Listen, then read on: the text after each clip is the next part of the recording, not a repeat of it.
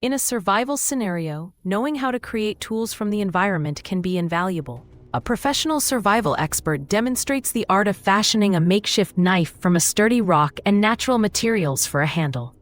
This remarkable blade can assist in various tasks, from food preparation to shelter building. Next, he reveals how to weave together branches and vines to create a robust fishing spear, showcasing the ingenuity required to thrive in the wild.